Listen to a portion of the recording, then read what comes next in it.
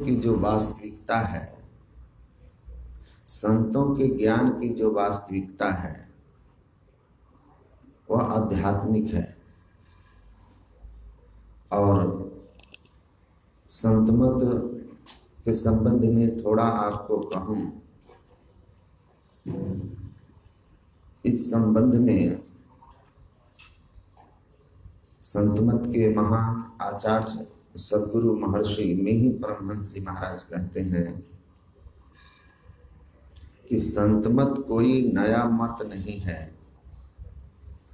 यह परम पुरातन परम सनातन वैदिक मत है। अर्थात वेद ज्ञान से ही यह मत फलित है, उसी ज्ञान को आगे बढ़ाता है।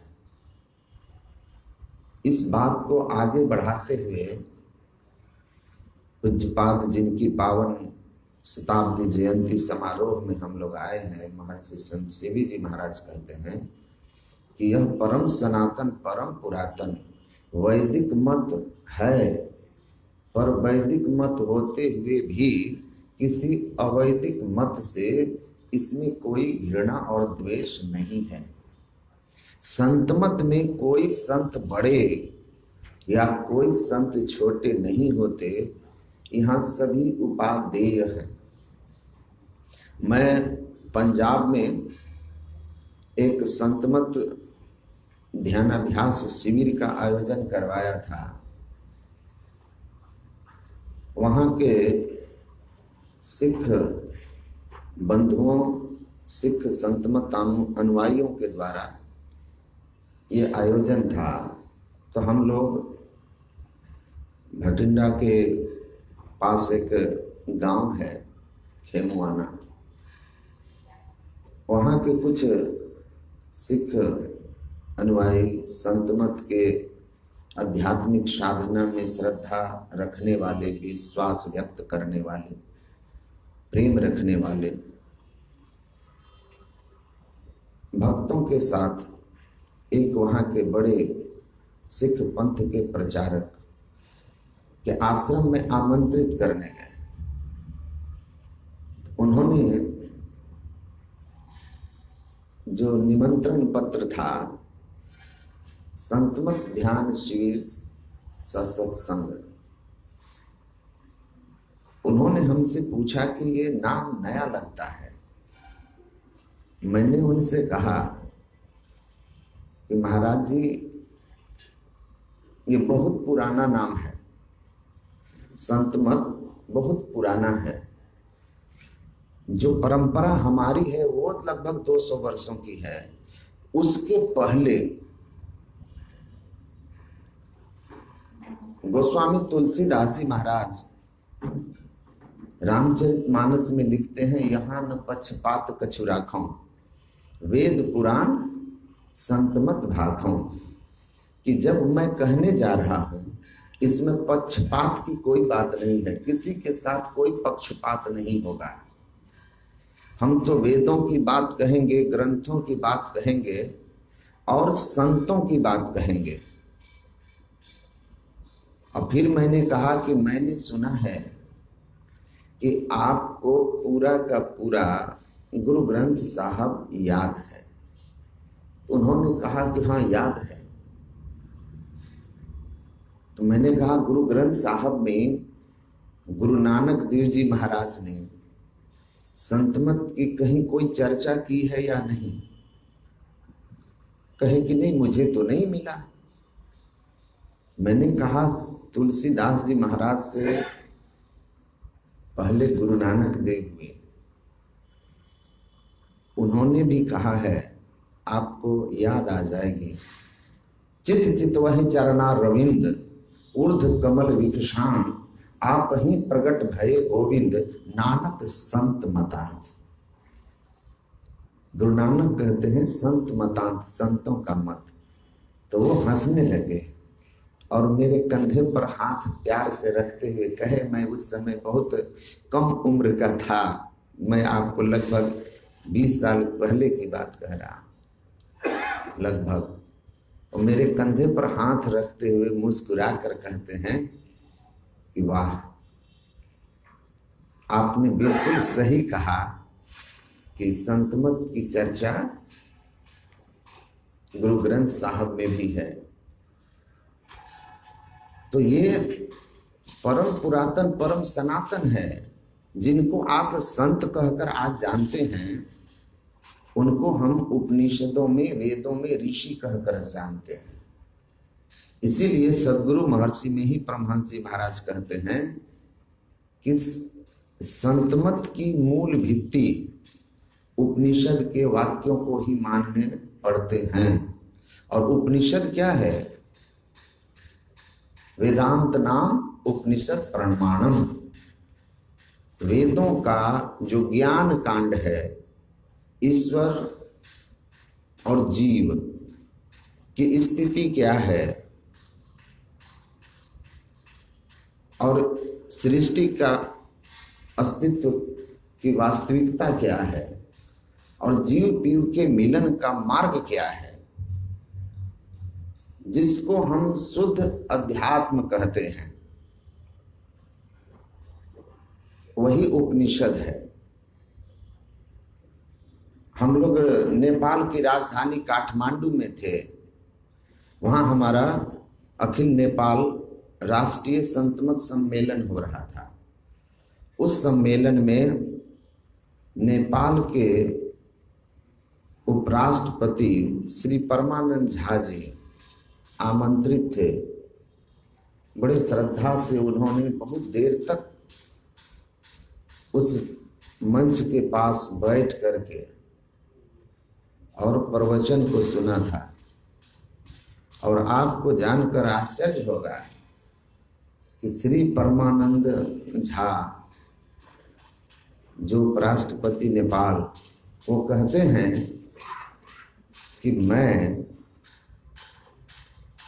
बहुत को सुनता था टेलीविज़न चैनलों के माध्यम से, या नेपाल में बड़े बड़े आयोजन होते हैं, उन आयोजनों में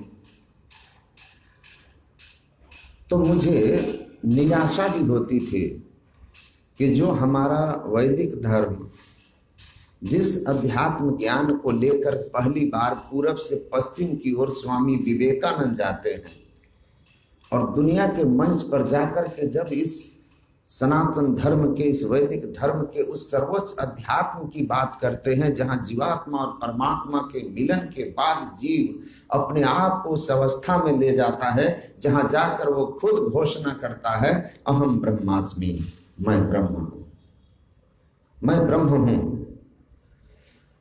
इस दिव्य ज्ञान को भारत के भूमि में ही मुझे सुनने को नहीं मिलता था। केवल उन बाहरी बातों का जिनका संबंध संसार के सुख या मरणोपरांत है, स्वर्ग जाने से है, लेकिन मोक्ष, मुक्ति और अहम ब्रह्मास्मि, मैं ब्रह्म हूं, इस अवस्था की अनुभूति कराने वाला जो ज्ञान है, जो अंतर मार्ग है, जिसको शुद्ध अध्यात्म कहते हैं, स्पिरिचुअलिज्म कहते हैं, जिसके लिए भारत दुनिया में धर्म गुरु कहलाता है, उस धर्म गुरु के पद पर भारत को प्रतिष्ठित करने वाले ज्ञान को आश्चर्य है कि भारत में ही ना कोई सुनने वाला है, ना सुनाने वाला है। मुझे इस बात का बहुत खेद था। लेकिन आज इस मंच पर सद्गुरु महर्षि में ही परमहंस जी के इस संतमत के मंच पर आकर जब मैं सुना उस दिव्य ज्ञान को, तो मैं आज बहुत अपने आप में आसान्वित हूँ, बहुत मैं शांति महसूस कर रहा हूँ कि उस ज्ञान को सुनाने वाले आज भी सैकड़ों महात्मा हैं और सुनने वाले संत मत के देश विदेश के कोने कोने में फैले हुए लाखों अनुयायी हैं। ये मेरे लिए शांति की बात है। तो ये संत मत आपको वो ज्ञान सुनाएगा। इस ज्ञान का प्रचार होता है जिस ज्ञान को महर्षि स्वामी राम तीर्थ अमेरिका ले गए और अमेरिका के लोग सुने, और जब महर्षि स्वामी राम तीर्थ भारत लौट रहे थे तो जब उनको जहाज पर छोड़ने के लिए कुछ अंग्रेज अमेरिकी आए थे, मैंने पढ़ा है कि वो उनको कहते हैं कि स्वामी जी जब आप आए थे तो आप लोग जानते हैं कि उनके पास एक फूटी कौड़ी नहीं थी, सिर्फ अंग वस्त्र था, इसलिए उनको जहाज पर से उतरने नहीं दिया जा रहा था, क्योंकि अमेरिकी नियम के अनुसार जिनके पास $300 से कम थे उनको वहां उतरने नहीं दिया जाता है। उनको कहा आप कैसे उतरोगे, आपके पास तो पैसे नहीं है। तो उन्होंने कहा मैं उतरूंगा अवश्य। जहाज के पदाधिकारी ने कहा नियम विरुद्ध है, पास में ही एक हमारे आप जैसे हमारे धर्मपाल बाबू जैसे कोई व्यापारी थे जो धार्मिक थे। उन्होंने कहा आप कौन हैं? उन्होंने कहा मैं राम बादशाह हूं। कहा कौन राम बादशाह? आप वही राम बादशाह हैं जो जापान में स्पीच दे रहे थे और जापान के अखबारों में आपके संबंध में कहानियां छप रही थी। तो कहा हाँ मैं वही राम बादशाह हूं। तो उस व्यापारी ने कहा कि इनको उतरने दीजिए, जब तक ये अमेरिका में रहेंगे इनका सारा खर्च हम बेयर करेंगे। तो वो उतरे। तो गए तो इस स्थिति में थे कि कोई दूसरा उतारा उनको। अमेरिका में रह करके इस ज्ञान को उन्होंने प्रचारित किया। कहते हैं जब लौटने लगे तो अमेरिका के लोगों ने उनको उस समय लगभग $50,000 भारत के गरीब जनता की सेवा के लिए दिया था, भेंट स्वरूप, परिणामी स्वरूप, दान स्वरूप। तो एक अमेरिकी ने उनसे मजाक करते हुए कहा स्वामी जी आप लौट के भारत जा रहे हो तो इसको याद रखना, इस बात को याद रखना कि आप आए थे खाली, लेकिन अमेरिका के लोग आपको $50,000 देकर वापस भेज रहे हैं। अमेरिका के इस ऋण को आप याद रखना। तो स्वामी राम तीर्थ ने बड़े गर्व से कहा था और जो मैंने दिया वो, और कहा सुनो राम बादशाह ने भारत के जिस अध्यात्म ज्ञान को आप अमेरिकियों को दिया है, उस अध्यात्म ज्ञान के सामने, उसकी कीमत के सामने आपका ये $50,000 इसको तो भूल जाओ। समस्त अमेरिका के वैभवों को भी तुम राम के चरणों में डाल दो, तब भी भारत के मनीषियों के अध्यात्म ज्ञान के ऋण जो मैंने दिया है, उस ऋण से तुम उऋण नहीं हो पाओगे, क्योंकि इसके बिना तो जीवन में शांति नहीं है। और स्वामी विवेकानंद ने वहां कहा था कि अरे अमेरिका वासियों, अगर तुम्हारी भौतिकवादी सभ्यता को, संस्कृति को भारतीय आध्यात्मिकता का सहारा नहीं मिला तो तुम्हारी संस्कृति सभ्यता चूर चूर हो जाएगी। तो हम लोग जिस संत मत को सुनने आए हैं, जिस ज्ञान को सुनने आए हैं, ये वही ज्ञान है जो हमारे पुरखों के, जिस ज्ञान ने हमारे पुरखों को दुनिया में धर्म गुरु के पद पर स्थापित किया, और भारत को लोग धर्म गुरु कहते हैं। तो संतमत, और इसलिए आपने देखा कि हमने संतों का स्तुति प्रार्थना के बाद ग्रंथ का पाठ करवाया, इसलिए कि यहाँ न पक्षपात कछु राखों, वेद पुराण संत मत भाखों। भगवान कृष्ण ने कहा यह शास्त्र विधि मुत्सृज्य वर्तते काम कारतः न स सिद्धि मवापनोति न सुखम न पराम गति।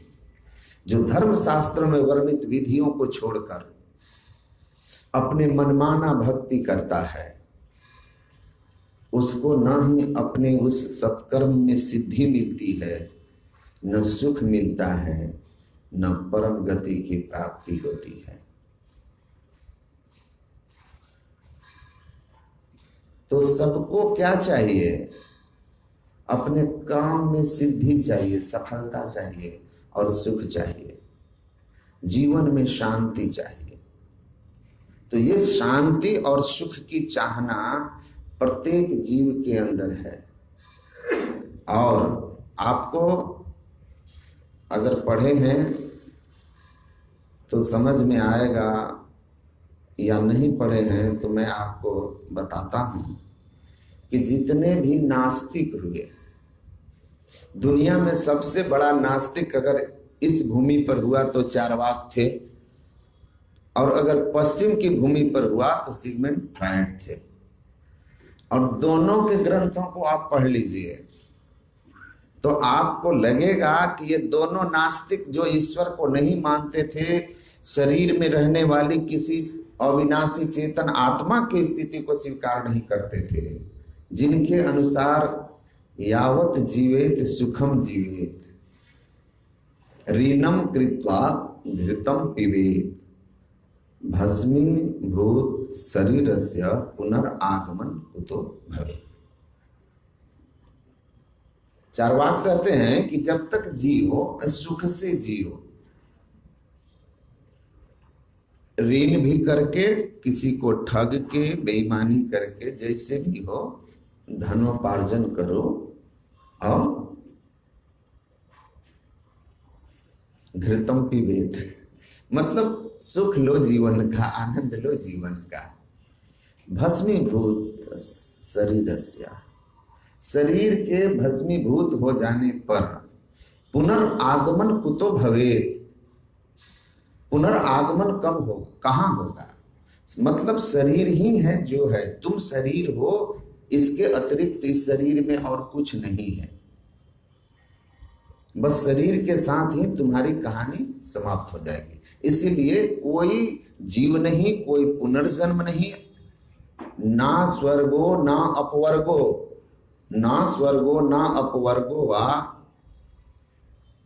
न स्वर्ग है, न कोई मोक्ष है, ना आत्मा ना पारलौकिक, न शरीर में कोई ईश्वर अंश जीव अविनाशी, अविनाशी कोई आत्मा है, और न मरने के बाद कोई परलोक है। तो या जीवित सुखम जीवित, ये सब कुछ नहीं है, लेकिन जब तक जियो तब तक सुख से जियो। अब फ्रायड इतने बड़े नास्तिक थे, नीत्शे ऐसे नास्तिक थे कि नीत्शे को पढ़ा मैंने कि वो भगवान के मरने की पुण्य तिथि मनाता था। कहता था परमात्मा मर चुके हैं, जैसे हम लोग अपने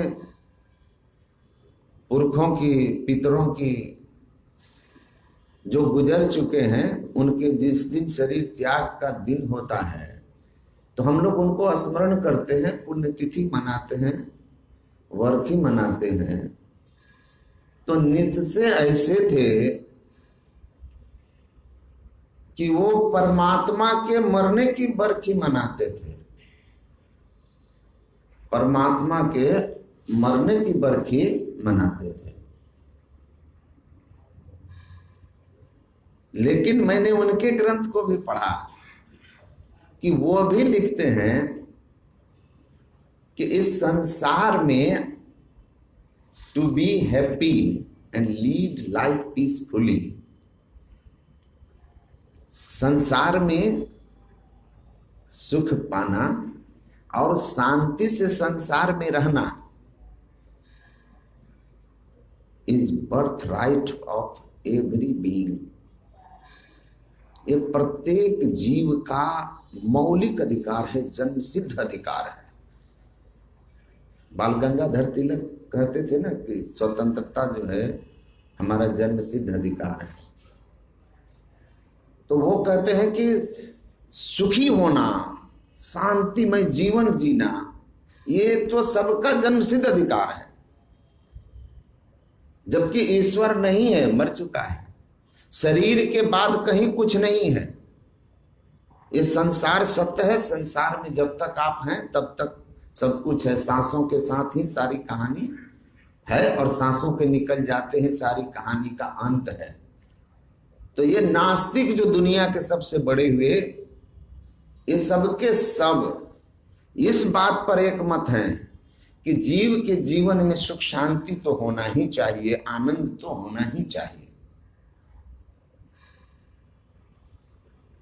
लेकिन फ्राइड के सिद्धांत पर, नीत्शे के सिद्धांत पर, चारवाक के सिद्धांत पर चलकर कितने लोग सुख शांति और आनंद को पाए। शांति सबको चाहिए, सुख सबको चाहिए। अब आप ऋषियों महर्षियों के बीच आइए, ये प्रश्न सनातन है। जब से सृष्टि है तब से मनुष्य इस प्रश्न की खोज कर रहा है, तब से वो ढूंढ रहा है सुख क्या है, सुख कहां है। सतयुग की बात, उपनिषद वेद की बात है। सनत कुमार आदि ऋषि हैं, देवर्षि नारद जाकर के उनसे यही सवाल करते हैं कि हे ऋषि, आप मुझे यह बताएं कि संसार के सभी जीव सुख की इच्छा से कर्मरत हैं, लेकिन मैं देखता हूं कि सुखी कोई है नहीं। आप सुखी हैं, आप सुखी हैं। मैं आपसे सुख का राज जानना चाहता हूं। आपका जीवन सुख में है, आप सुखी हैं। सदगुरु महर्षि मही परमहंस महाराज कहते हैं कि शांति को जो प्राप्त कर लेते हैं वे संत कहलाते हैं। शांति ही वास्तव में असली सुख है। और शांति क्या है? स्थिरता व निश्चलता को कहते हैं। अब भगवान कृष्ण कहते हैं अशांतस्य कुतो सुखम। भगवान कहते हैं जिनके जीवन में शांति नहीं है उसको सुख कहां है। अर्थात सुख तब है जब जीवन में शांति है। तो सुख सच्चा संत के पास। तो आप मुझे ये बताइए कि भगवो सुखम विजिज्ञासः, मैं सुख के बारे में जानना चाहता हूं। बड़ा ही सुंदर जवाब देते हैं। कहते हैं सुनो, संसार के लोग संसार के वस्तुओं के पीछे भागते हैं, सांसारिक पदार्थों में सुख ढूंढते हैं। और सुख कहाँ है? एवं भूमा तत्सुखम न अल्पम सुख अस्ति। कहते हैं सुनो, भूमा तो एव विजिज्ञासितव्यः। हे नारद, संसार के लोग सांसारिक पदार्थों में सुख ढूंढते हैं, लेकिन वो सुख ढूंढते कैसा है? असीम सुख, अनंत सुख, अविनाशी सुख। और संसार के समस्त पदार्थ ससीम हैं, सबकी सीमा है, सबकी उत्पत्ति और विनाशशीलता है। उत्पन्न होते हैं, नष्ट होते हैं। जो स्वयं में उत्पन्न और विनाशशील का गुण लिए हुए हो, उन वस्तुओं को पाकर के स्थिर सुख, अविनाशी सुख कैसे मिलेगा? अविनाशी सुख चाहिए तो जो अविनाशी होगा, अनंत काल का सुख चाहिए तो जो अनंत होगा, विभु सुख चाहिए तो जो विभु होगा उसको प्राप्त करो। तो विभु कौन? विभु कौन? बैठ जाइए, बैठ जाइए। विभु कौन है? अनंत कौन है? एवं भूमा, अनंत विभु कौन है? परमात्मा है। सत्यम अनंतम ज्ञानम ब्रह्म। वेद भगवान कहते हैं सत्य स्वरूप जो अविनाशी है, अनंत है, जिसका कोई अंत नहीं है, जिसको जान लेने पर फिर कुछ जानना शेष नहीं रहता है, वही ब्रह्म है। उसी को भूमा कहते हैं, उसी को ईश्वर कहते हैं, परमात्मा कहते हैं। इसीलिए संत मत में अनंत सुख पाने का साधन ईश्वर है, और यहाँ ईश्वर भक्ति का प्रचार होता है। उससे नीचे और किसी बात की यहाँ चर्चा नहीं है। उससे नीचे आपको संतुष्टि नहीं मिलने वाली, संतोष नहीं होने वाला, केवल और केवल जिसकी आपको खोज अनादि काल से है, जिस शांति की, जिस सुख की, जिस आनंद की, वो केवल और केवल परमात्मा की प्राप्ति में है, परमात्मा अनुभूति में है। और वह आपको बिना ईश्वर की भक्ति किए, बिना संत महापुरुषों के शरण में गए हो ही नहीं सकता। द्वापर आए, त्रेता आए, त्रेता में यही प्रश्न सुनेंगे कि सुख क्या है। दुखाय सुख, सुखाय दुख मोक्षाय कुर्वाते दंपति क्रिया ततो निवृत्तिर प्राप्ति सुखस्य च दुखस्य च। भगवान विष्णु से महाराज चित्रकेतु पूछते हैं कि सुख के लिए प्रयत्नशील रहते हुए भी भगवान जीवन में हमेशा सुख दुख का खेल क्यों चलता है। क्षण ही फुलावत क्षण मुरझावत जगत बिटप की रीति, और भरत फल हर्ष शोक दोई डार पात विपरीति। क्षण में सुख क्षण में दुख। सहजोबाई कहती हैं, जैसे सरसी लुहार की छिन पानी छिन आग, तैसे सुख दुख जगत के। लोहार की सरसी किसी गर्म वस्तु, किसी लोहे की वस्तु को पकड़ के आग में ले जाता है, गर्म करके पानी में डालता है, फिर उसको हथौड़े से पीटता है। तो सरसी के जीवन में छिन छिन सुख दुख आते रहता है। कहते वैसे संसार की व्यवस्थाओं में आप लाख व्यवस्था कर लो, लेकिन ये दुख आपके जीवन से नहीं जाने वाला है, क्योंकि दुख का कारण क्या है। दुख का कारण कोई ज्योग्राफिकल नहीं है, कोई भौगोलिक बात नहीं है जिसके कारण दुख हो रहा है। ये दुख तो हमारा जो है स्पिरिचुअल है। इसलिए दुख के कारण को जानो। महावीर स्वामी कहते हैं, कारणम पर जानिया देव चट्ट। पहले तो दुख के कारण को जानो। इस संसार के लोग दुख के कारण को जानते ही नहीं है, और इसलिए जब तक आप बीमारी के कारण को नहीं जानोगे, कोई डॉक्टर बीमारी के कारण को नहीं जानेगा, उसका सही सही निवारण नहीं कर सकता है। ये संसार में कुछ दोष नहीं है। There is no problem in world. कहते संसार में कोई दुख नहीं है। स्वामी विवेकानंद को पढ़े, संसार में कोई दुख नहीं है। संसार में कोई कारण नहीं, या संसार बुरा नहीं है। सॉरी, कहते हैं संसार बुरा नहीं है। समस्या संसार में नहीं है। समस्या कहाँ है? Problem is in your attachment. Problem आपके संसार की आसक्ति में है। तो समस्या कहाँ है? पहले कारण को समझ ले। वो कहते हैं सुख के लिए प्रयत्न करते हुए क्षण से ये दुख क्यों मिलता है? तो उन्होंने भी यही कहा कि जहां सुख ढूंढते हैं नर नारी, वह विषय है। विषय समझते हैं ना? आंख से क्या देखते हैं हम? कलर देखते हैं ना, रूप रंग देखते हैं। तो आंख का विषय क्या है? रूप रंग। कान का विषय क्या है? शब्द। जिह्वा से क्या जानने में आता है? स्वाद, खट्टा मीठा। नाक से गंध दुर्गंध। और ये जो त्वचा है, ये स्पर्श करके जानते हैं ठंडा गर्म। तो हमारी 5 ज्ञान इंद्रियां हैं, और 5 ज्ञान इंद्रियों का मालिक है मन। इंद्रिया नाम मनो नाथो। नाथ मालिक है, और ये मन जो है इंद्रियों को विषयों की ओर प्रेरित करता है, और इंद्रियों के द्वारा मन प्रेरित होता है।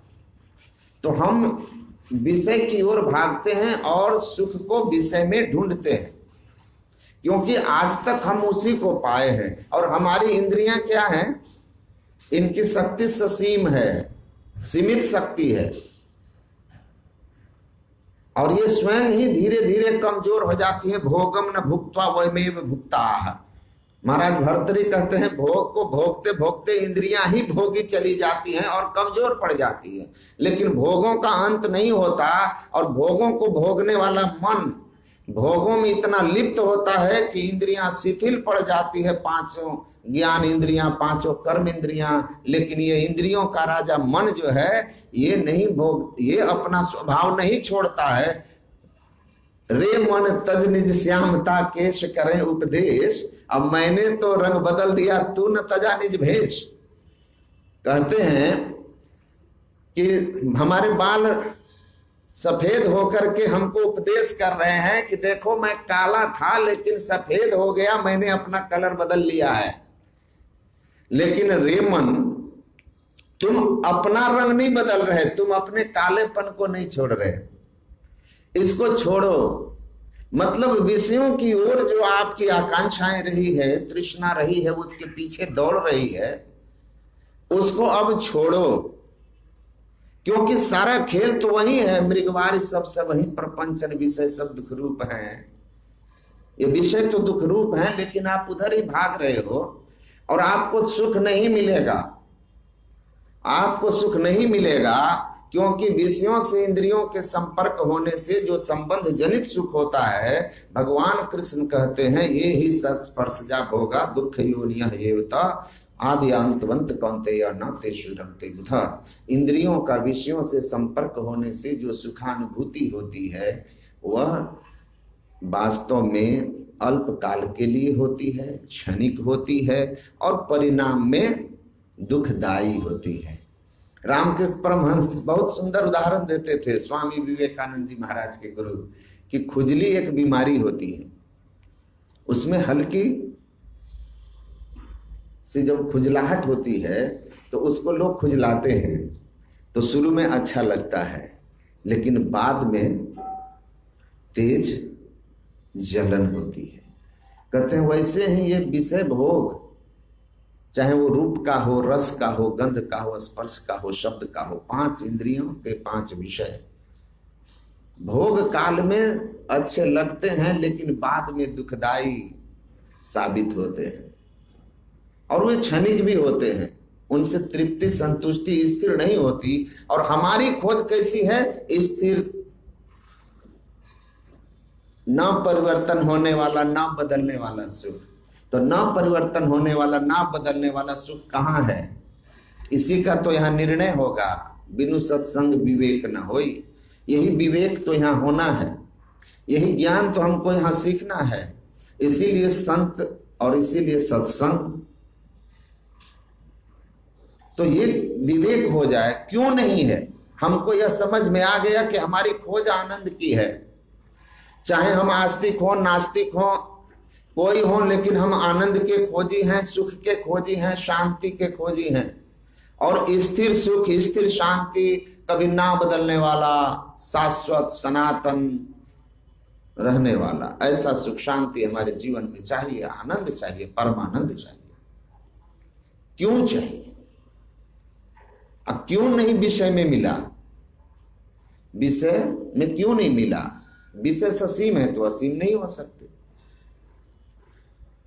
क्यों हम आनंद के खोजी हैं? सीधी बात है कि हमारा स्वरूप वही है। अंश और अंशी के अर्थ को हम समझें। जो अंश होता है वो अपने अंशी की ओर भागता है, या अंशी अपने अंश को अपनी ओर खींचता है। परमात्मा आनंदम विजानियात। इसीलिए वेदांत कहता है आनंद को जानो, आनंद को जानो। क्या विषयानंद आनंद है? कहा नहीं नहीं, विषयानंद वास्तव में आनंद नहीं है। विशाल विषम किम विषय समस्तः।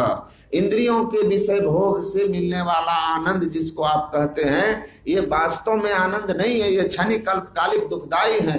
वास्तविक आनंद तो परमात्मा में है। परमात्मा ही सच्चिदानंद रूपाय विश्वस्पत्ति हेतवे।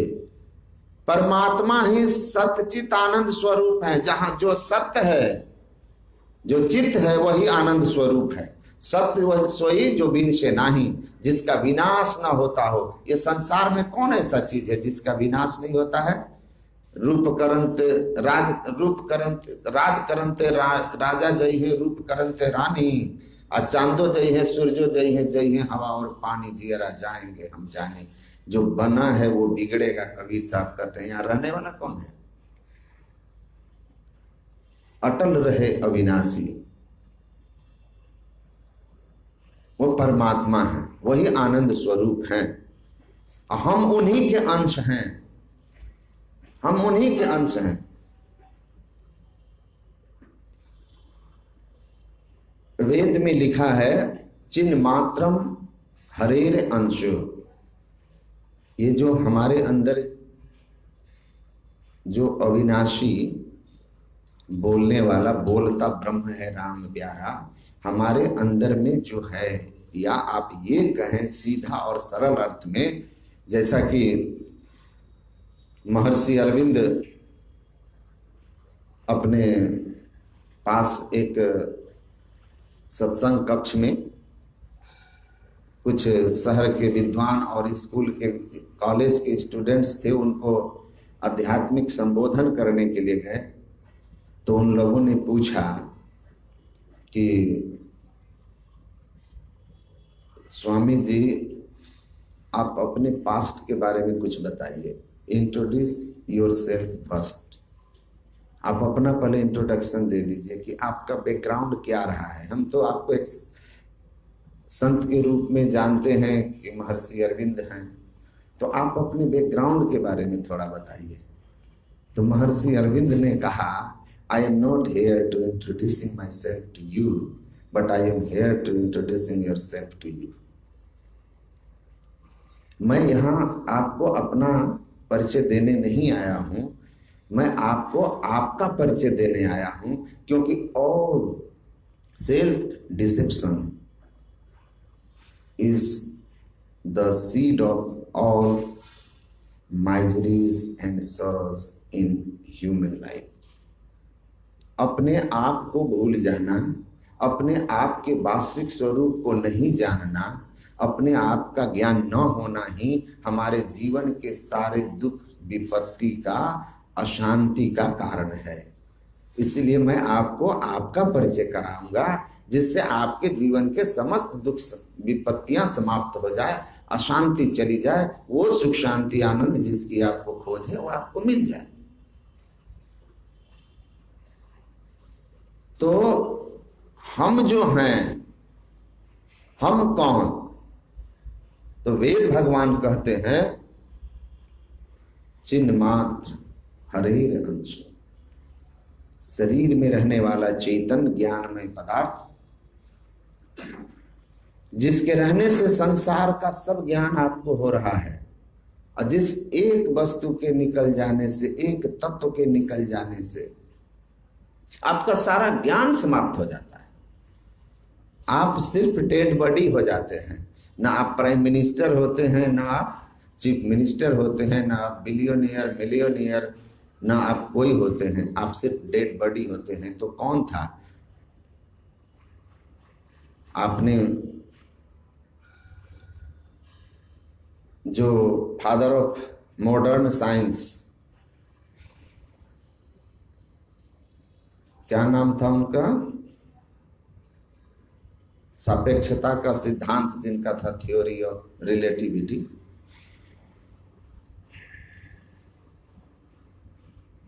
उनके जीवनी में हमने पढ़ा कि जब वो मृत्यु शैया पर थे तो कोई उनके पास आया, बहुत लोग मिलने आते थे। उसी क्रम में एक पत्रकार आए और उनसे कहा कि आप जब पुनर्जन्म लेंगे तो मुझे पूरा विश्वास है कि फिर से आप साइंटिस्ट ही बनना चाहेंगे। उन्होंने साइंटिस्ट बनने के संबंध में इनकार किया, गर्दन हिला करके नहीं।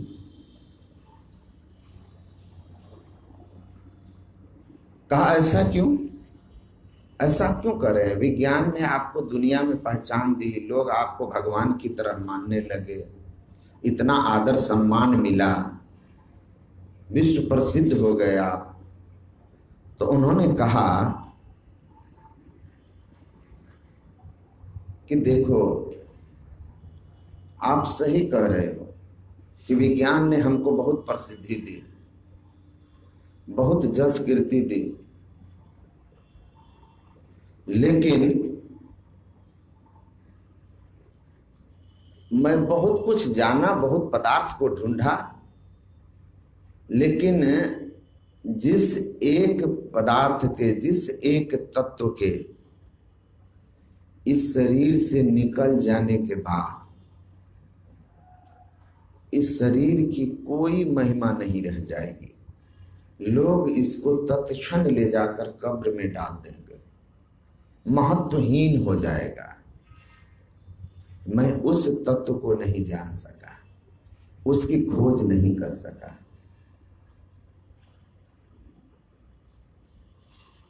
तो मुझे इस समय मृत्यु काल में हूं, मृत्यु शैया पर हूं, तो मुझे अपनी सारी उपलब्धियां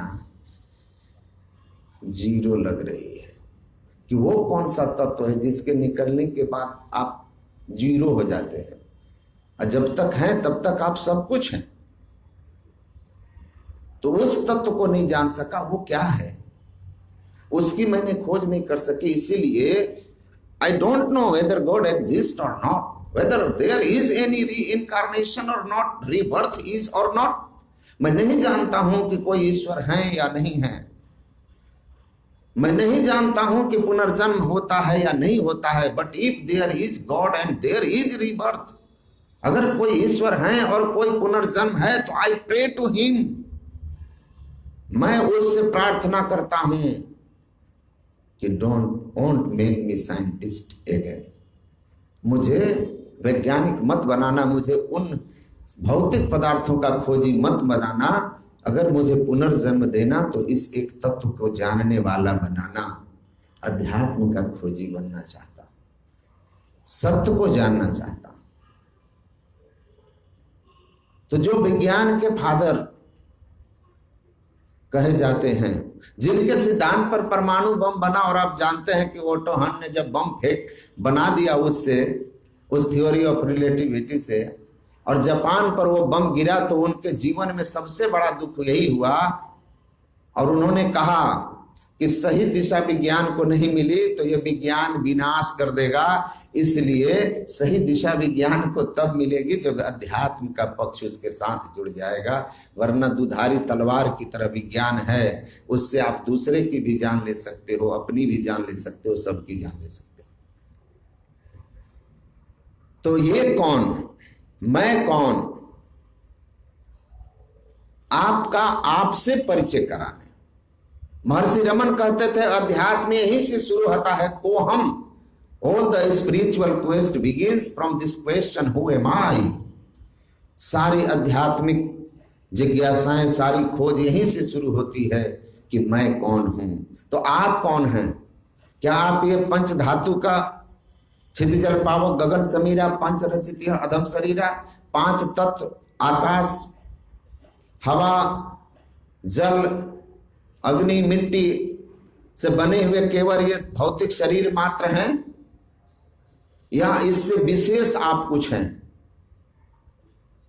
तो अध्यात्म इसी का परिचय कराता है कि आप केवल इतने नहीं हैं। इस शरीर अगर रथ है तो इस रथ को संचालित करने वाला इस पर बैठा एक रथी है, जो जिसको हम चेतन आत्मा कहते हैं, जीवात्मा कहते हैं। वो जीवात्मा कौन है? वो जीवात्मा कौन है? वेद भगवान कहते हैं चिन्मात्रम हरेर अंशो, वह परमात्मा का अंश है। भगवान कृष्ण कहते हैं ममेवांसी जीवलोके जीव भूत सनातना, मेरा ही सनातन अंश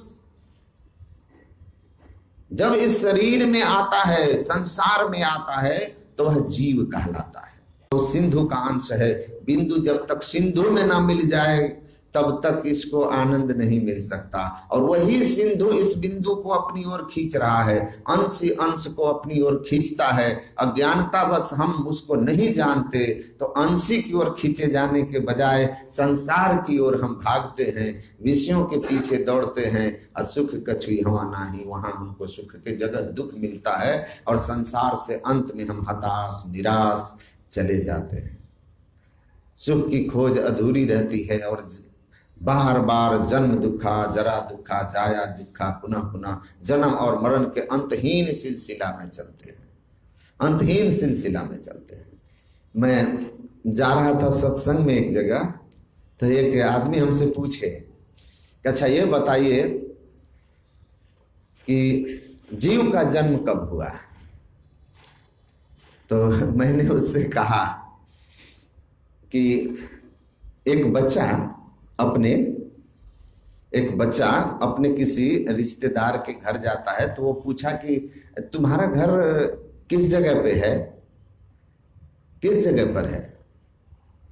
तो बच्चे ने जवाब दिया कि मेरे चाचा के घर के सामने। तो कहा अच्छा तुम्हारा चाचा का घर कहाँ है? तो कहा कि मेरे घर के सामने, मेरे पिता के घर के सामने। तो कहा दोनों का घर कहाँ है? कहा आमने सामने।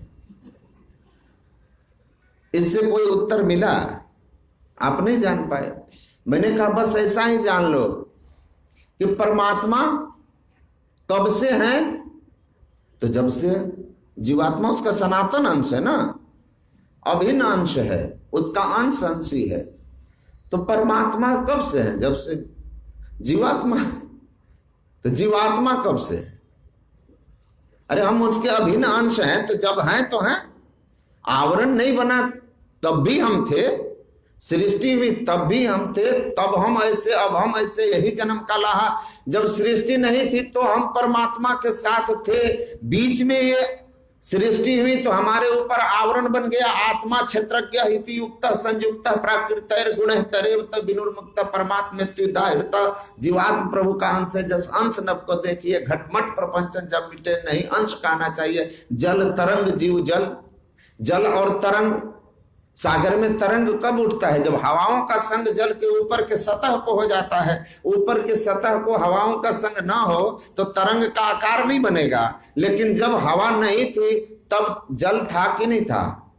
और जो जल का अंश तरंगित हुआ, वो तरंगित अंश तरंगित होने के समय भी जल ही है और सागर के संग ही है। लेकिन हवाओं ने उसको एक नया आकार दिया है जिसको हम तरंग कहते हैं। लेकिन वास्तविकता में तरंग क्या जल से अलग है? गुरु नानक देव कहते हैं, इसको आप ठीक से समझ लीजिए, जल और तरंग केवल हवा का अंग है। उसी तरह माया का पसार जब हुआ, सृष्टि का पसार हुआ, तो आप एक शरीर में बद्ध हो गए, एक नाम रूप आपको मिल गया है। बाकी आपका जो अस्तित्व है वह तो सनातन है, सनातन है। उसमें आप तब से हैं जब ईश्वर हैं। कबीर यही तो कहते हैं, मैं क्यों मरी हूं? जब हरि मरी हो तब मैं मरी हूं, हरि न मरे हम काहे मरी हूं। परमात्मा जब मरेंगे तो हम मरेंगे, जब परमात्मा नहीं मरेंगे तो हम क्यों मरेंगे? हम तो अविनाशी अंश हैं। यही तो बात जब महर्षि दांडयायन सिकंदर के कहने पर कि मेरे गुरु की आज्ञा है किसी सन्यासी को लेकर के आना और उनके आदेशानुसार आपको हमारे देश चलना होगा, नहीं तो ये तलवार देखो आपकी गर्दन उड़ा देंगे। तो महर्षि दांडयायन ने ठाका मार के हंसा था, ठाका मार करके हंसा और कहा कि बादशाह, तुम जिंदगी में पहली बार सबसे बड़ी झूठ बोले हो। इससे बड़ा झूठ कोई बोल ही नहीं सकता कि मुझे मार दोगे। अरे तुम मुझे मार ही नहीं सकते। जिस शरीर को तुम मार करके मुझे मारना कहते हो, वो शरीर और मैं दोनों अलग अलग, और मैं इस शरीर से अपने अलगाव की, अपनी भिन्नता को अनुभव कर चुका हूं। दूध में घी के साथ का संबंध शरीर में चेतन आत्मा का, और मैंने दूध को मत कर घृत न्यारा किया, बहुरी फिर तत्व में ना समावे, जैसे दूध को दही को मत करके घी निकाल लेते हैं, वो कहते वैसे ही शरीर को साधना के द्वारा अंतर साधन करके आध्यात्मिक पथ का अनुसरण करके ध्यान के द्वारा मैंने अपने को अलग कर लिया है। अब तुम इस हमको धमका नहीं सकते, डरा नहीं सकते, क्योंकि मैं अपने चेतन अमल सहज सुख राशि ईश्वर अंश जीव अविनाशी अपने अविनाशी स्वरूप को जान लिया। तो अब मौत का भय कैसा? अब तो कबीर कहेंगे जा मरने से जग डरे मेरो मन आनंद। अब कब मरी हो कब पाई हो पूर्ण परमानंद। जो मौत से तुम डर रहे हो, जिसके लिए Ernest Becker denial of death में लिखते हैं कि मनुष्य क्यों अपनी सारी इतनी व्यवस्थाएं जीवन में करता है, क्यों करता है? थोड़ी बीमार हो गए भागकर डॉक्टर के पास क्यों जाते हैं? मर जाएंगे ना। ये जो इतना व्यवस्था है कि आप आइए और पहले टेम्परेचर चेक कराइए, फिर ऑक्सीजन लेवल चेक कराइए, मास्क लगाइए, 2 गज दूरी, मास्क जरूरी। वाई? क्यों? कोरोना हो जाएगा, कोविड हो जाएगा, और कोविड क्या करेगा? जान ले लेगा ना, जानलेवा बीमारी है ना, इसलिए ना हम कर रहे हैं। The most pervasive fear in being is the fear of death. Denial of death में लिखते हैं अर्नेस्ट बेकर, अमेरिकी हुए, कि दुनिया का सबसे बड़ा भय, जो सर्वव्यापी भय है, जो जीव में व्याप्त है, वो क्या है? वो मृत्यु का भय है। वो पशु पक्षी में भी होता है। आप एक छोटा सा पत्थर उठाओ, चिड़िया भाग जाती है, क्योंकि पता है कि इससे लगने से हमारी जान जा सकती है। तो ये भय सब में है, मरने का भय। महर्षि दंडयान कहते तुम नहीं जानते हो ना अपने आप को, इसलिए डरते हो। तुम कौन हो? ये अध्यात्म पथ तो आपको आपसे परिचय कराने के लिए है कि आप क्या ये शरीर है जिसको आप अनुभव करते हैं, जितनी आपकी इंद्रियां जानती है, क्या उतना ही संसार है? क्या वही आखिरी सत्य है या इससे ज्यादा? तो अध्यात्म में कहते हैं कि नहीं, आप जो हैं वो अविनाशी हैं। आप अविनाशी हैं, ईश्वर के अभिन्न अंश हैं, चेतन है, ज्ञानमय है, आनंदमय है, क्योंकि आपके जो पिता हैं जिनके आप अंशी हैं वो आनंदमय है, और आनंदमय होने के कारण आप अपने स्वरूप की ओर जाते हो। स्वाभाविक होता है, ये स्वाभाविक है कि आप अपने अंशी की ओर चलिए। आप मिट्टी के ढेले को ऊपर की ओर फेंक दीजिए, वो पृथ्वी की ओर खींचकर वापस आएगा, और जब तक पृथ्वी से आके नहीं मिल जाता वो शांत नहीं हो सकता है, क्योंकि उसका पृथ्वी अंशी है, जिसका वो अंश है। आप दिए को जलाइए, उसकी लौ किधर की ओर जाएगी? ऊपर की ओर। क्यों?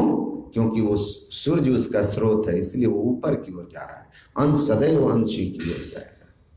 अंशी आकर्षित करता है अपने अंश को, लेकिन अज्ञानता के कारण बिनु सत्संग विवेक न होई, राम कृपा बिनु सुलभ न होई, सोई मति कीरति गति भूति भलाई, जब जही जतन जहां जही पाई, सो जानब सत्संग प्रभाव लोक वेद आन पाओ। सत्संग के अभाव में सद्ज्ञान नहीं होता। यह निर्णय हम नहीं कर पाते कि जिस आनंद के अनंत काल से हम खोजी हैं वो किधर है, किधर है, तो हम नहीं जानते। तो परमात्मा कब से हैं? जब से हम हैं। जब से हम हैं तब से परमात्मा है। तो हम कब से हैं? जब से परमात्मा है। हम दोनों कब से हैं? उसका अगला प्रश्न था, ये दोनों कब से हैं? तो मैंने कहा कि जब कब से प्रश्न बना ही नहीं था तब से हैं। ये कब से बना ही नहीं था तब से हैं। सीधी बात है। टाइम एंड स्पेस कब हुआ? जब सृष्टि हुई। ये घड़ी पहले बनी कि समय पहले बना? ये हमने घड़ी बनाई और फिर चला दिया तो समय बताने लगी। सृष्टि बनी तो देश और काल बना। परमात्मा देश कालातीत है और हम भी वही हैं। हम भी वही हैं। इसीलिए पहले अपने आप को जानिए, हम कौन? हम ईश्वर अंश जीव अविनाशी चेतन अमल सहज सुख राशि, हम परमात्मा के अंश हैं। ममेवान से जीव लोके चिन्मात्रम हरे अंश। लेकिन जब हम चेतन हैं मतलब ज्ञानमय हैं, सुख स्वरूप हैं, आनंद स्वरूप हैं, लेकिन हमारे जीवन में तो दुख है। हम तो प्रत्यक्ष अनुभव कर रहे हैं कि हम दुखी हैं। तो ये दुखी क्यों हैं? इस दुख का कारण क्या है? सो माया बस भयो गोसाई, ये माया के कारण। ये माया जो इंद्रियों के गो गोचर जहं लग मन जाई, सो सब माया जान हो भाई। पुरुषस कर्तृत्व भोक्तृत्व सुख दुखादि लक्षण चित्त धर्म क्लेश रूपत्वादि बंधनो भवति तन्निरोधनम जीवन मुक्ति ही। भगवान श्री राम ने हनुमान जी को मुक्ति को उपनिषद में कहा कि ये जो आनंद स्वरूप सुख स्वरूप ज्ञान स्वरूप जो हम चेतनात्मा हैं, क्यों दुखी होते? क्यों दुखी होते? तो वहां कहते हैं कि माया के कारण। माया क्या है? जो इंद्रियों के द्वारा हम ग्रहण करते हैं, जो मन की पकड़ में आता है, जिसके बारे में मन विचार चिंतन करता है। आंख देखती है, कान सुनता है, नाक सूंघता है, जिह्वा स्वाद लेती है, त्वचा स्पर्श कर पाता है, मन विचार कर पाता है। ये जहां तक है सब माया है और हम इससे बाहर जा नहीं पाते। भगवान कहते हैं सुखी दुखी ये सब किसके कारण है? यही चित्त के धर्म है और आप इसके संग हो गए हो, इसीलिए आप सुखी दुखी होते रहते हो। लेकिन आप इनके संग से अलग हो जाओ तो आप सुख स्वरूप आनंद स्वरूप हो जाओगे। अपने आप को जान लो, अपने स्वरूप को पहचान लो। Know nature be natural. Maharshi Arvind कहते हैं know nature be natural, follow the truth, you will get more than the शुद्ध। आप प्रकृति को समझिए, अपने को समझिए, इस प्रकृति को समझिए और बी नेचुरल। अध्यात्म क्या है? स्वभाव अध्यात्म उच्यते। भगवान कृष्ण कहते हैं अध्यात्म क्या है? स्वभाव। आपका नेचर क्या है? आप अपने चेतन अमल सहज सुख राशि, ये आपका नेचर है। आप ज्ञान स्वरूप हैं, आनंद स्वरूप हैं और सुख स्वरूप हैं। ये आपका नेचर है। पानी को आप गर्म करते हैं ना, पानी का गर्म नेचर नहीं है। पानी नॉर्मली, पानी का मतलब अगर कोई आपसे कहे कि पानी दीजिए, मांगता है तो आप पूछते हैं कि गर्म करके दूं या नॉर्मल, कहते हैं ना नॉर्मल। नॉर्मल क्या है? पानी का टेम्परेचर। गर्म करना पड़ता है। जैसे आप आग के संग से पानी को हटाते हो, पानी अपने नेचर की ओर जाता है, ठंडा होना शुरू कर देगा। हमारा नेचर ज्ञान स्वरूप सुख स्वरूप आनंद स्वरूप, हम उसी की ओर भागते हैं। अज्ञानता बस उधर जा रहे हैं जिधर है ही नहीं। अल्प है, अंत में दुखदाई है विषय सुख, इंद्रिय जनित सुख। तो बी नेचुरल। आप अपने स्वभाव में आ जाइए। सर्व त्यक्त्वा मनः पीत्वा ये श्री स्वसी स्थिरो भवा। वेदांत दर्शन कहता है सब कुछ को भूल जाओ, मन की दौड़ को समाप्त कर दो और तब जो तुम हो उसमें स्थित हो जाओ, आनंद मिल जाएगा। और ये बहुत ऊंची बात है कि जैसे हो वैसे हो जाओ, जहां जाकर आप मन इंद्रियों के अभिसंग हो गए हैं। तू चेतन यह जग सब मिथ्या क्यों कर मेल मिलानी नहीं है। और जब बेमेल रिलेशन होगा ना तो दुख आएगा ही आएगा। तो ये नाशवान जगत, नाशवान शरीर इंद्रियां, उसके साथ अविनाशी चेतन आत्मा का संग हो गया है। और इस संग के कारण ये सबसे बड़ा कुसंग है। दरिया साहब ने कहा सबसे बड़ा कुसंग है देह जीव का संग। इससे आपको हटना है और मरने के बाद नहीं। मरने के बाद आप तो हट जाते हैं इस देह को छोड़ के, पर यही अध्यात्म में समझना है कि शरीर तो आपने छोड़ दिया, क्या जो गया वो अकेला गया? वो अकेला नहीं गया। उसके अंदर में अंतःकरण का संग था उसको। उसके साथ सूक्ष्म शरीर जाता है, मन बुद्धि चित्त अहंकार जाता है, और इसलिए पुनर्जन्म होता है। इसीलिए साधारण मृत्यु में आप मुक्ति नहीं पाते, दुख से नहीं छूटते, पुनर्जन्म कर्मानुसार होता है। आपको दूध घी के तरह घी को मत करके बिल्कुल समस्त जड़ावरणों से, इंद्रियों से, मन इंद्रियादि से आपको अंतर साधन करके अलग करके बी नेचुरल अपने आप में होना होगा, और तब आप आनंद को अनुभव करेंगे, तब परमात्मा को अनुभव करेंगे। इसलिए आत्मा और परमात्मा का जो संबंध है वह अनादि है, और हम उसी के अंश हैं, और वह आनंद स्वरूप है, सुख स्वरूप है, ज्ञान स्वरूप है, सच्चिदानंद रूपाय। वही हमारा, वहीं जाकर के हम फिर एक होंगे, फिर वहीं जाकर के उसी स्थिति को प्राप्त करके हमारे जीवन से दुख का अंत होगा, बाकी इधर कहीं नहीं होगा। कुछ भी बन जाइए, अंततः आपको दुख हो मिलेगा, पछताना होगा। तो सत्संग जब आप सुनते हैं, सत्संग को सुनते हैं, समझते हैं, तो सबसे पहली बात है कि मनुष्य को परमात्मा ने जो सबसे बड़ी चीज दी है वह है विचारने की शक्ति, सोचने की ताकत।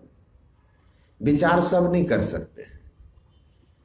आप संसार की जितनी खोज है वो विचार से शुरू होती है, तो विचार से ही शुरू हुआ। विचार मनुष्य के अंदर में आता है, चिंतन मनुष्य का ही है। बाकी जीवों की जो बुद्धि का स्तर है वो केवल आवश्यक आवश्यकताओं की पूर्ति भर है। खाना पीना ये जो चीजें होती है, जिसके लिए भगवान कृष्ण ने कहा कि आहार निद्रा भय मैथुनम च सामान्य पशु नारायण। आहार निद्रा भय और संतान उत्पन्न करना पशुओं में भी इतना गुण होता है, इतना तो ज्ञान उनको भी होता है, लेकिन ज्ञानम नारायणम अधिकम विशेषो। मनुष्य में ज्ञान की विशेषता होती है। ये ज्ञान मनुष्य के अंदर होता है, अध्यात्म ज्ञान। ज्ञानान मोक्ष मोआपनोति, जिस ज्ञान से जन्म मरण का चक्र छूट जाए, जिस ज्ञान से आत्मा को जाना जा सके। तो सारी खोज चिंतन से शुरू हुई।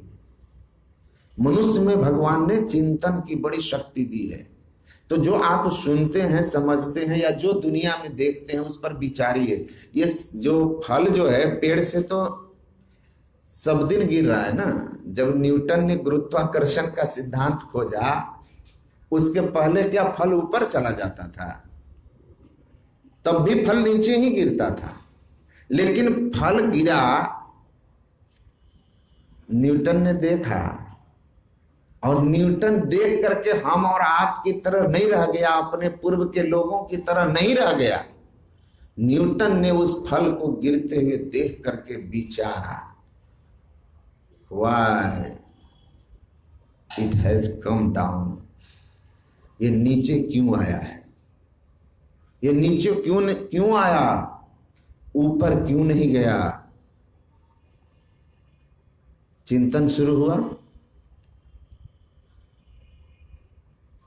जब चिंतन शुरू हुआ तो उसने इसकी खोज की, और खोज करके उसने एक सिद्धांत निकाला कि पृथ्वी एक बहुत बड़ा मैग्नेट है जो उसको अपनी ओर खींचती है, इसीलिए वो नीचे आ गया। दूसरे लोगों ने इस घटना को पहले करोड़ों अरबों लोग देखे, किसी ने इस पर चिंतन नहीं किया। उसी तरह हमारे पूर्वज में जो चिंतनशील हुए, मनीषी हुए, उनके अंदर भी शांति की खोज थी, आनंद की चाह थी, आनंद की मांग थी।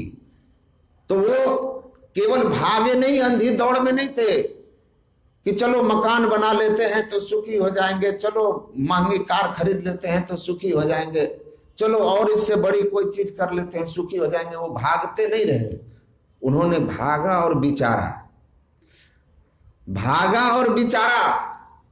ऋषि भी गृहस्थ थे।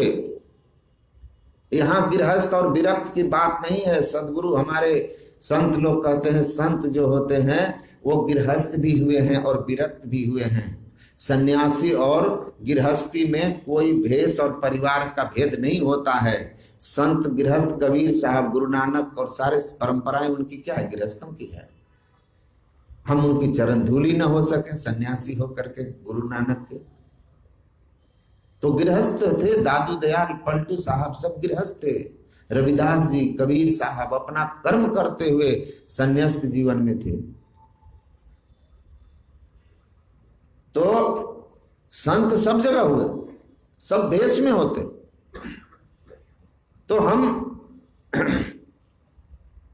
वो विचारा लेकिन उन लोगों ने कि हम भाग रूप को भी देखा ग्रहण करके, रस को, शब्द को, स्पर्श को, सब सुखों को भोग रहे हैं, संसार की सारी व्यवस्था कर रहे हैं, लेकिन सब व्यवस्थाओं के बाद भी हम जिस शांति की खोज में है, जिस आनंद की खोज में है, नहीं मिला। तो उन्होंने क्या किया? उन्होंने इसकी पूरी खोज की। इसीलिए सदगुरु महाराज लिखते हैं कि शांति का प्रेरण मनुष्यों के हृदय में स्वाभाविक ही है, बाय नेचर। लोहा गर्म स्वभाव से नहीं होता, अग्नि उसमें प्रवेश करके उसको गर्म कर देती है। अग्नि से बाहर निकालिए, लोहा ठंडा होना शुरू करेगा, क्योंकि स्वभाव है उसका। हमारा स्वभाव, हम उस अनंत आनंद स्वरूप, सुख स्वरूप के अंश हैं, इसलिए हमारे अंशी का गुण हम में है। स्वाभाविक है हम कि आनंद की खोज करें, वो मेरा नेचर है, सुख खोजना। तो स्वाभाविक है, उसकी पूरी खोज की उन ऋषियों ने। वो भागे नहीं, न्यूटन की तरह देखा कि देख लिया भाग के। तब क्या किया?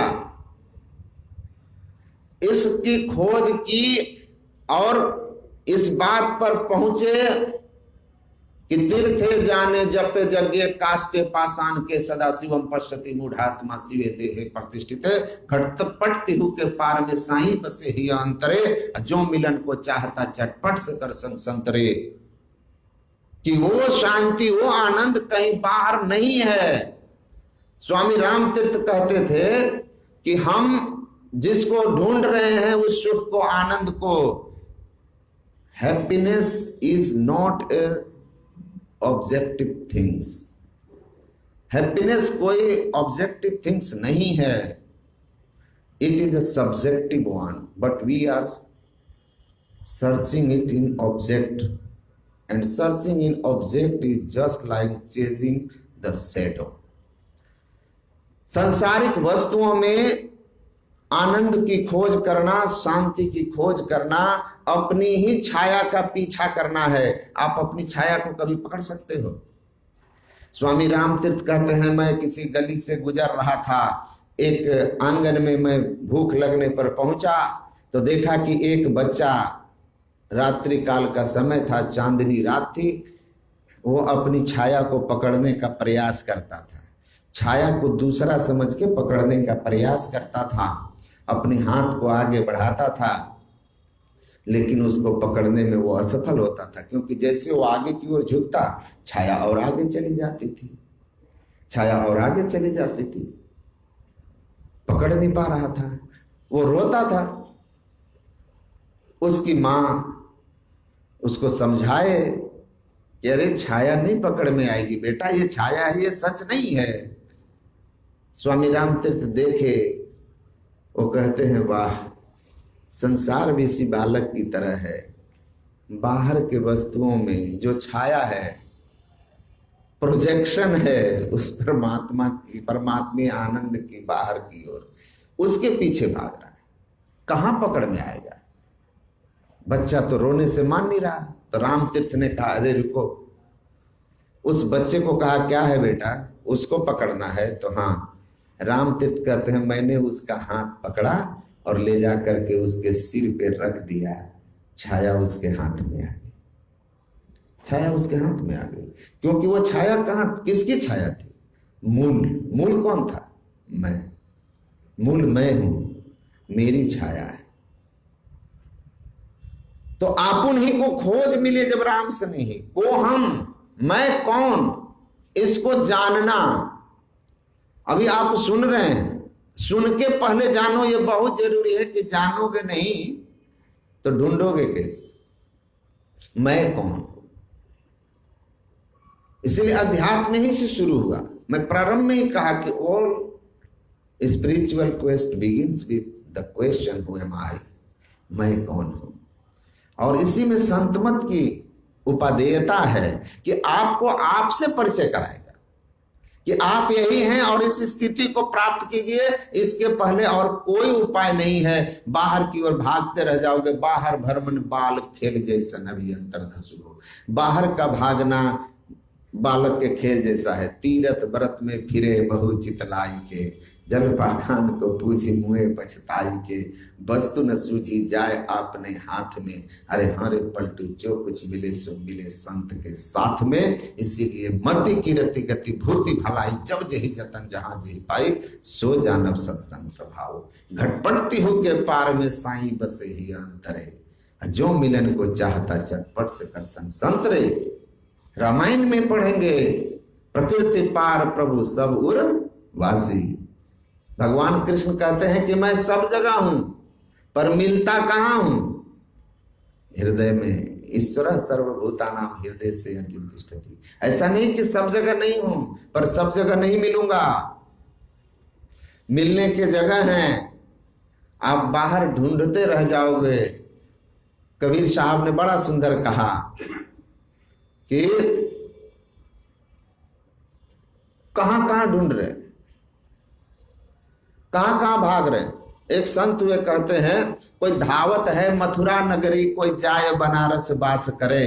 जब व्यापक तत्व पिछान लिया तब भ्रम का भंडा फोड़ दिया, ऐसी गुरुदेव करी कृपा मेरे मोह का बंधन तोड़ दिया।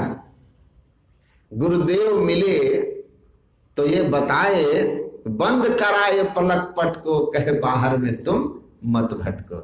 कहा कि आराम से बैठ जाओ, पलक पट को बंद करो।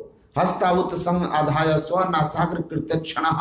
भगवान कृष्ण ने कहा, हृदय स्थित परमात्मा को प्राप्त करना चाहते हो तो आसन से बैठ करके और क्या करो, नासाग्र में अपनी वृत्ति को एकाग्र करने का प्रयास करो, चित्त वृत्ति को रोकने का प्रयास करो, मन को शांत करने का प्रयास करो। इसकी युक्ति है, ये बहुत कठिन उनके लिए जो योग की युक्ति नहीं जानते हैं। जो योग की युक्ति जानते हैं, गुरु से जान करके और ठीक जगह पर अपने वृत्ति को रखने में सफलता प्राप्त कर लेते हैं। आप जान लीजिए कि आपके अंदर में ही एक ऐसा स्थान है, जैसे सांप बाहर टेढ़ा मेढ़ा चलता है लेकिन बिल में जाकर सीधा हो जाता है। पूज्यपाद महर्षि संत सेवी जी महाराज कहते थे, वैसे ही तुम्हारे अंदर में एक स्थान है जिसको सुषुम्ना कहते हैं, शिवनेत्र कहते हैं। उस सुषुम्ना में, नासाग्र में, जैसे ही सुषमना, सुख मना भी उसको कहते हैं। उस सुख मना में आपका मन जैसे पहुंचता है, ये पांच ही मन राजी हो जाता है। ये विषयों की ओर जहां तहां भागने वाला मन सीधा हो जाता है। ये कौआ की तरह कागा जो मन था, वो हंस की तरह मोती चुनने वाला हो जाता है। तो अध्यात्म का ज्ञान है, संतमत का सीधा पथ है, सीधे चले जाना वहां मुर्शद ने फतवा दिया। इसमें कोई बाहरी बात नहीं, कोई इसमें बनावटी बात नहीं। संत वेद पुराण संत मत भागो। आज तो आपका इंट्रोडक्शन है, मेरा भी आप लोगों से और आपका भी हम लोगों से, हमसे। ये और गहराई में चलेंगे हम कि अंतर यात्रा कैसे शुरू होती है, वो कल से आप सुनेंगे। थोड़ा गंभीर ज्ञान है, बहुत सुंदर सारी कथा कहानियां मैं आपको नहीं सुना पाऊंगा। मैं आपको अंतर की कथा सुनाऊंगा। पूज्यपाद कहते थे, जिस कथा से भाव व्यथा दूर ना हो वो कथा वृथा है, वृथा है। मैं किसी का खंडन नहीं करता, संत मत खंडन नहीं करता। इंडिया हैबिटेट सेंटर दिल्ली में गया था, वहां कथा हो रही थी। अच्छी भाई, भगवान की चर्चा तो मन को शांति देगी ही देगी, लेकिन कथा के बीच में जब सब नाचते थे, बाद में कथाकार ने हमसे पूछा कि स्वामी जी आपको कैसा लगा। मैंने कहा, भगवान की कथा किसे खराब लगेगी, बहुत अच्छा। कहा और कुछ कहिए। मैंने उनको कहा, यह धार्मिक क्लब की तरह है, धार्मिक क्लब। कहा मैं समझा नहीं। कहा मैं, एक क्लब होता है जहां लोग जा करके मनोरंजन करते हैं ना, क्लब के मेंबर हैं, वो रम्मी खेल करके, ड्रिंक करके, नाच करके। मैंने कहा यहाँ ड्रिंक नहीं चलता, रम्मी लोग नहीं खेलते, बाकी मनोरंजन तो यहाँ भी है। भाव व्यथा इस कथा से तो दूर नहीं होती। वो कथा जो भव व्यथा दूर न कर सके, महर्षि संत सेवी जी महाराज कहते थे वृथा है भाई। ये कथा भले ही नीरस हो, लेकिन याद रखिए कि आपकी भव व्यथा दूर होगी तो यही होगी, क्योंकि जो कुछ मिले सो मिले, दिले बीच हेरना, हृदय के अंदर जो ढूंढेगा तन खोजे सो पावे रे, उल्टी चाल चले जो प्राणी सो निज घर को जावे रे। अंतर जगत में कैसे प्रवेश करोगे? बाहर की जगत आपने बहुत देखी है, जरा अंतर जगत को सुनिएगा कि अंतर का जगत कैसा है। इसके अंदर जिनके थोड़े थोड़े ध्यान बनने लगते हैं ना, उस रस के सामने मैं आपको कहता हूं, मैं कोई संत नहीं हूं, मुझे परमात्मा नहीं मिले हैं, मैं भी राही हूं, लेकिन हमारे पूरे और सच्चे गुरु का बताया हुआ यह ज्ञान है। इस ज्ञान में आप थोड़ा भी अपने को ढाल सके तो मैं ये दावा के साथ कहता हूं कि आप आनंदानुभूति करना शुरू कर देंगे, क्योंकि भजन में होता आनंद। आनंद, असली आनंद की जो है ना, वो झलक आपको मिलने लग जाएगी। Once you are success to concentrate your mind at a point, you will start realizing the bliss of God, the path that leads to God. Shall once opened, it is guaranteed. It is guaranteed by our Sadguru.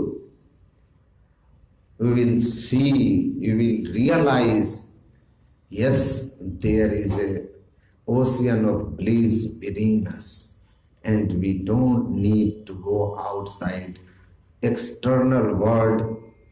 Moving in external world, we are not going to get anything permanent, but once you enter within internal world, you will get a permanent peace, bliss, and your life will be, you realize yourself, yes, I am really a human, a God gifted more than goddess.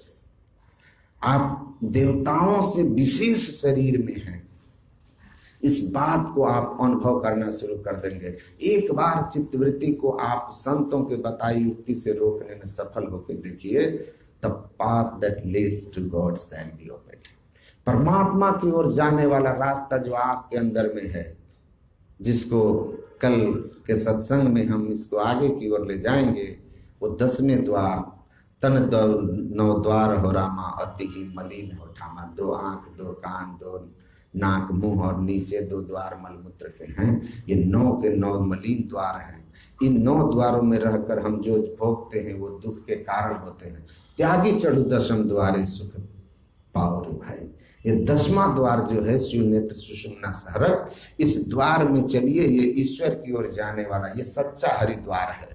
ये सच्चा हरिद्वार आपके अंदर में है, सच्चा अमृतसर आपके अंदर में है, अमृत का सरोवर। गुरु नानक देव जी महाराज ने कहा, गुरुमुख हो सो काया खोजे, हर सब धर्म भुलाही, अमृतसर यह शरीर है, ज्ञान रतन प्रगट हो। अमृत का सरोवर जिसको पाकर आप अमृतत्व को प्राप्त करेंगे, ये शरीर ही है, ये असली हरिद्वार है। इस हरि के द्वार में आप 10वां द्वार हरि का द्वार है, उस द्वार में पहुंचेंगे, प्रवेश करेंगे तो परमात्मा के यहाँ पहुंचेंगे।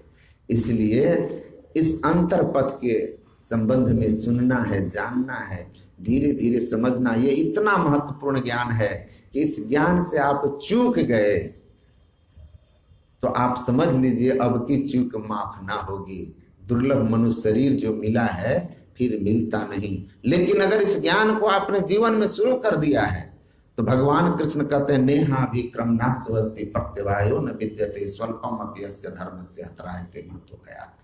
कि हे अर्जुन, जब अर्जुन ने कहा कि कोई ध्यान योग का सहारा ले लेता है, अंतरपथ का यात्री हो गया, लेकिन अंतरपथ प्राप्त नहीं कर पाया, परमात्मा तक पहुंच नहीं पाया, तो उसकी क्या दुर्गति होगी, उसकी क्या गति होगी। जैसे बादल हवाओं को छिन्न भिन्न कर देता है, जैसे हवा बादल को छिन्न भिन्न कर देता है, क्या उसी तरह उसकी दुर्गति तो नहीं हो जाएगी?